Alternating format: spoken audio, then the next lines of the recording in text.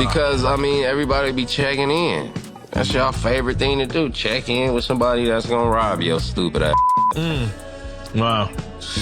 Yo, you think that guy, the guy that you don't know in California got your back?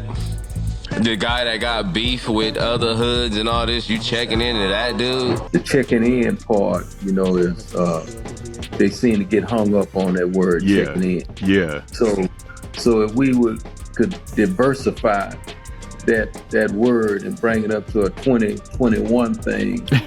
Right. What's the word, OG? What's the word? Maybe we may want to tell them they need to get connected. You know what I mean? Yeah. Maybe that's the proper word, connected, properly connected. It's a fictitious name. They're not a mob. Mob ties is like the white boy from Malibu Most Wanted. Jay Prince Jr. and his son, they like the Malibu from Most Wanted. They're not no real gangsters. Y'all, let's talk about the world of hip-hop, extortion, and some major drama involving some of the biggest names in the game. Let's start with the buzzword that's been on everyone's lips lately, checking in. Now, if you're not familiar with this term in the hip-hop world, let me break it down for you. It's basically a practice where rappers are expected to pay respects, and often money, to local bigwigs when they enter certain cities. It's like a twisted version of paying state taxes, but instead of funding roads and schools, you're funding, well, let's just say it's not always going to charity. Now, at the center of our story today is none other than Drake, the Canadian superstar who's been making waves not just for his music, but for his alleged attempts to flex his power in cities he doesn't even live in. But before we get into Drake's drama, let's take a little history lesson on extortion in hip-hop. Believe it or not, this whole extortion business in hip-hop has roots that stretch all the way back to 18th century Italy. Yeah, you heard that right. It's like the mafia decided to drop a mixtape. Back then, local gangsters would send threatening letters to business owners demanding protection money. Fast forward to when the mafia hit American shores and suddenly cities like Chicago, New York, and Philly were shaking in their boots from regular shakedowns. As hip-hop started bringing in the big bucks, it was only a matter of time before these shady tactics found their way into the music industry. And let me tell you, even the biggest stars haven't been immune. Remember Tupac? In 2011, the FBI dropped some bombshell documents about an extortion scheme targeting Tupac, Eazy-E, and other rap bigwigs. It was like something straight out of a movie. But let's fast forward to today, where checking in has become almost as common in hip-hop as dropping a beat. It's like a twisted game of Monopoly where instead of buying properties, you're paying not to get punked in certain cities. And trust me, even the A-listers aren't exempt. Take Kanye West, for example. Poor Ye found himself in hot water during a trip to Philadelphia. Picture this. He's just trying to enjoy a meal with friends when some sketchy dudes pull up chairs to his table. They weren't even eating, just waiting. Kanye had to hide his jewelry and keep a low profile until Beanie Siegel, the Broad Street bully himself, came to the rescue. Talk about a tense dinner party. But that's nothing compared to what goes down in Detroit. The Motor City operates under what's called the no-fly zone, courtesy of rapper Trick. It's like a hip-hop version of air traffic control, but instead of guiding planes, they're guiding who can and can't perform in the city. Trick laid it all out on the Drink Champs podcast, explaining that if you're a rapper rolling into Detroit, you better show respect and pay your dues, or else. Just ask Rick Ross. Back in 2014, Rose was all set to headline a summer jam event in Detroit, but his plans hit a roadblock bigger than his, well, you know. His entourage was stopped by 100 locals, making it crystal clear that he wasn't welcome. Now, Ross later claimed none of it was true and that he's free to go to Detroit whenever he pleases. But honey, where there's smoke, there's usually fire. Now let's talk about the man at the center of our latest drama, Jay Prince. This Houston heavyweight has been Drake's longtime protector and is basically the boogeyman of the hip-hop world.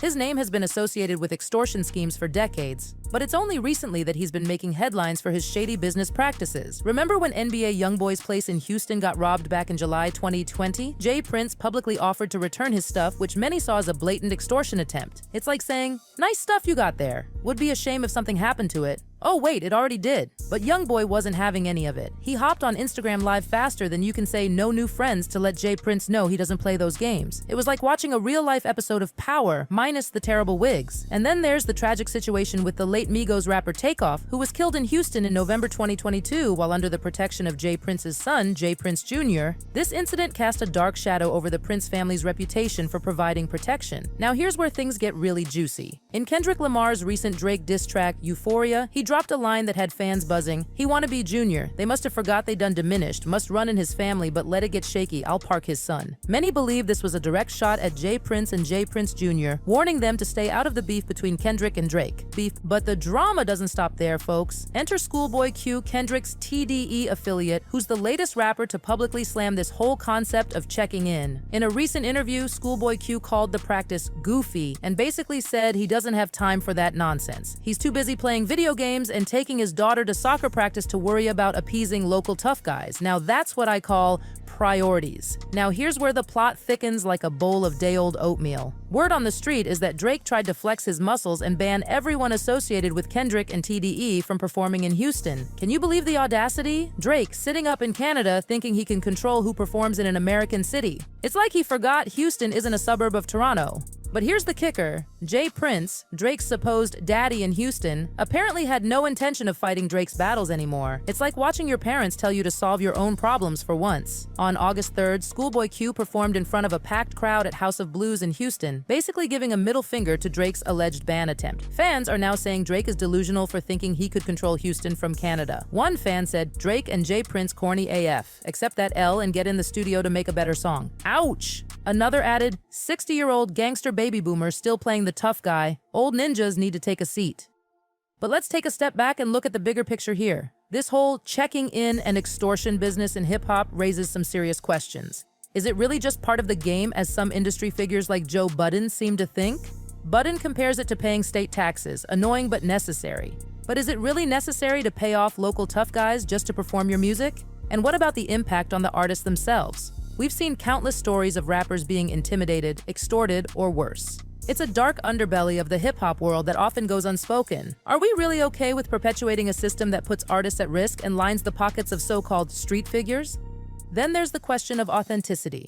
In a genre that prides itself on keeping it real, how real is it to pay for protection or street cred? It's like buying Instagram followers. Sure, the numbers might look good, but where's the substance? And let's not forget about the fans. At the end of the day, they're the ones who suffer when shows get canceled or artists can't perform in certain cities because of these street politics. It's like the grown-ups are fighting and the kids don't get to go to Disneyland. Now, I want to hear from you. What do you think about this whole checking in business? Is it a necessary evil in the hip-hop world, or is it time for artists to take a stand against extortion?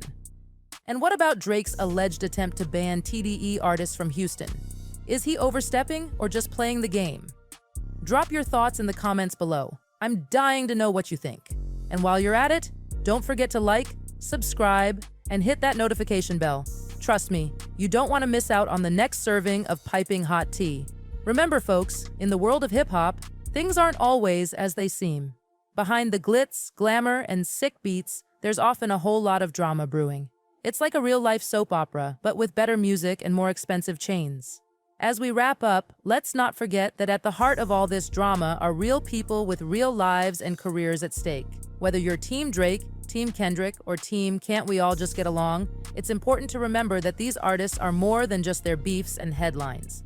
So, what's next in this saga? Will Drake make a comeback? Will J. Prince continue his reign as the Houston hip-hop godfather? And will artists like Schoolboy Q lead the charge in dismantling this checking in culture? Only time will tell. But you can bet your bottom dollar that I'll be here, ready to spill all the tea as it happens. Until next time, stay fabulous, stay informed, and remember, in the world of hip-hop, the real bars aren't always in the songs, sometimes they're in the streets. Goodbye.